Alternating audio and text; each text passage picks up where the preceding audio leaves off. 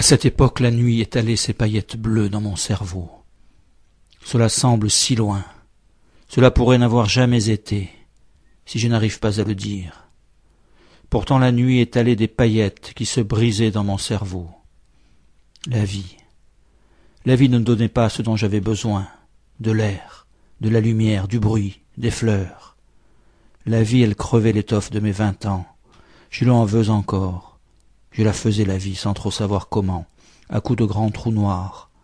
La mer me poussait de son épaule, et je tenais debout, appuyé contre le vent, en offrant mon sourire aux poissons. C'est idiot, j'avais 20 ans, le plus bel âge de cette vie de merde.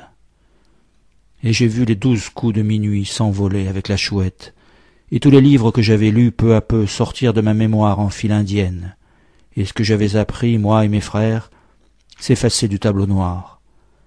Et les mots de ma langue bousculés sur les trottoirs où la vie cherche à se rassembler.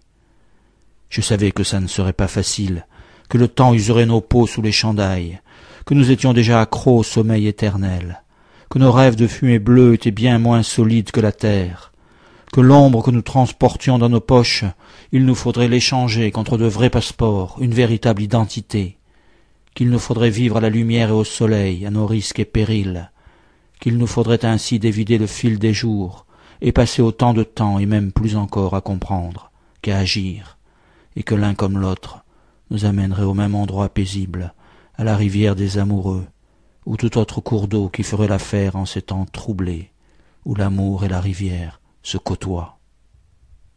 Si j'avais su que tout ce temps n'était là que pour passer, qu'il suffisait de se mettre de côté pour le voir arpentant le port, les boulevards, les ramblas de Barcelone, sans vieillir, peut-être aurais-je moins cherché à comprendre, me serais-je moins donné au livre, il ne m'aurait pas eu.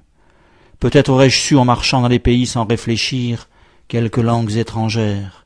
Le monde m'aurait paru plus simple, plus accessible. Mais moi qui voulus toujours apprendre, comment aurais-je pu savoir?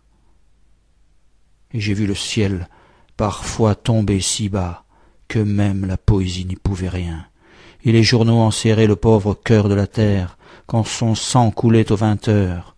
Je n'avais pas prévu ça. Pourtant nous apprenions l'histoire et la géographie, le latin, le grec, même l'instruction civique, et les platanes approuvaient très largement cet enseignement laïque, gratuit, obligatoire, et leur humanisme m'accompagna longtemps, même dans l'ivresse de la liberté, où je vis des acteurs comédiens, presque nus, crier leur soif de vivre face au soleil, et clamer leur horreur de la guerre au Vietnam, dans un théâtre en pierre, tandis que les B-52 bombardaient sans relâche des bouts de jungle et de rizières. Et alors je m'éloignai de la poésie, qui ne pouvait nous aider à frapper au cœur ce monde dont nous ne voulions plus, et je crus aux idées qui allaient enfin soulever cette terre en crise permanente, dont chaque soubresaut pouvait être le dernier. Mais la terre retomba sur ses milliards et ses Dow Jones, ses Pershing et ses SS-20, écrasant pas mal de nos idées et quelques camarades au passage, recouvrant les pavés chantants de la jeunesse par un bitume de sérieux. Dans cette bataille qui ne fut peut-être jamais livrée, qui saura jamais ce que nous avons perdu? Et je vis ainsi les rues devenir plus grises, d'immenses tours surgir au long des avenues, la morale pérorer au-devant de la scène.